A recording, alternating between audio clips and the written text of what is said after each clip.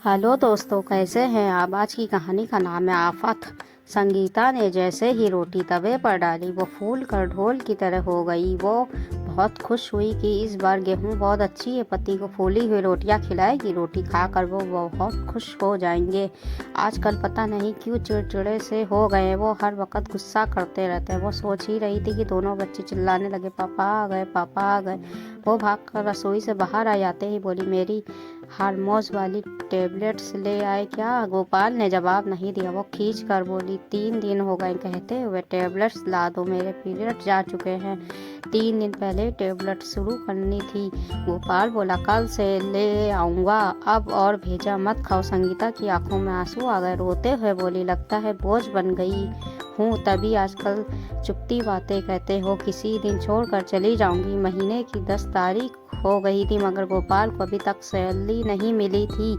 एक छोटी सी गलती के कारण बॉस ने गोपाल की सैलरी रोक रखी थी। इसी कारण उसका स्वभाव थोड़ा उखड़ा हुआ था।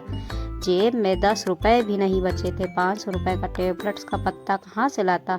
शर्म के कारण उसने पत्नी को नहीं बताया था कि सैलरी रुकी हुई है। जब इंसान गुस्से में होता है, उखड़ा हुआ होता है, तब उसका विवेक काम नहीं करता। यही गोपाल के साथ हुआ। बोला, जा चली जा, पीछा छूटे आफत से। इतना कहकर गोपाल बाथरूम में चला गया मगर गुस्से के कारण संगीता घर से बाहर निकल गई।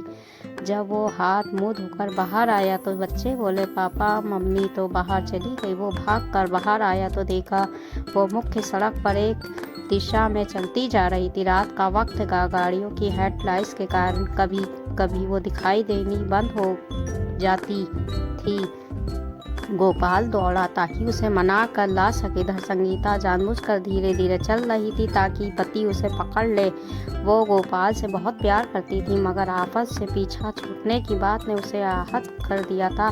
सोचते सोचते वो भूल गई कि ये व्यस्त सड़क है। एक भागती हुई गाड़ी की टक्कर लगी और वो सड़क से 10 फीट जा गिरी। पीछे से गोपाल चिल्लाया, संगीता। गोपाल पास पहुंचा तो देखा वो लहूलुहान हो चुकी थी मगर होश में थी। उसकी हालत देखकर वो पागल सा हो गए। बार बार उसका नाम लेकर चिल्लाने लगा। फिर अपना शर्ट निकाला और संगीता के सर पर बांध दिया। फिर उसे गोद में उठाकर हॉस्पिटल की तरफ भाग। कुछ मोहल्ले के लोग आ गए थे। वो गाड़ी ले आए और संगीता को हॉस्पिटल ले गए। संगीता को हॉस्पिटल में भर्ती करा दिया गया।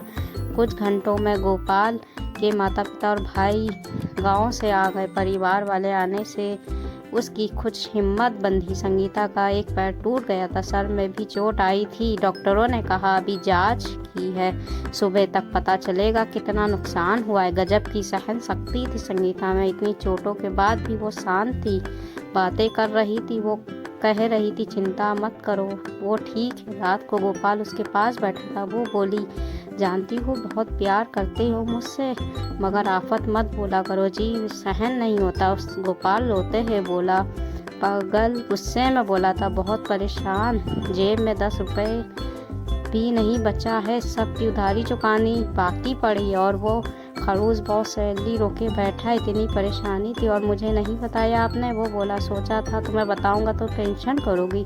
वो फीकी हंसी हंस कर बोली, फिर भी मुझ पर गुस्सा करके आपने मुझे डबल टेंशन दे दी ना। गोपाल बोला, पता नहीं मुझे क्या हो गया था, माफ़ कर दे। संगीता बोली, माफ़ी मत मांगो जी, जानती हूँ आप बाहर से ही कठोर दिखते हो, अंदर से बहुत मासूम हो।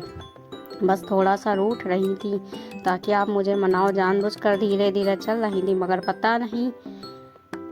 पता नहीं चला कब सड़क की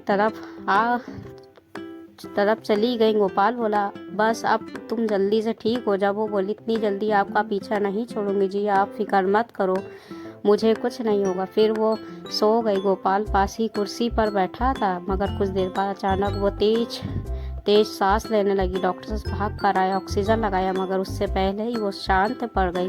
गोपाल दहाड़े मारकर रो पड़ा। कुछ पलों में ही उसका संसार लुट चुका था। 2 छोटे बच्चे बिना माँ के हो चुके थे। दोस्तों, पत्नियों को गुस्से में ऐसे शब्द मत बोला करो कि वो बहुत मासूम होती हैं, दिल पर ले लेती है। दुनिया में उनके आप ही एकमात्र सहारा हो। आप ही कड़वा बोलोगे तो वो कैसे सहन करेंगी। औरत सास ससुर देवर ननद सबकी बातें सुनकर सहन कर लेती, मगर जब पति कड़वा बोलता है तो वो टूट कर बिखर जाती। इसलिए पत्नी से हमेशा प्यार से बात किया कीजिए, पता नहीं कब गुस्से में अनहोनी हो जाए। दोस्तों, ये कहानी आपको कैसी लगी? कहानी अच्छी लगी तो कहानी को लाइक सब्सक्राइब ज़रूर कीजिएगा। मिलते हैं अगली कहानी के साथ।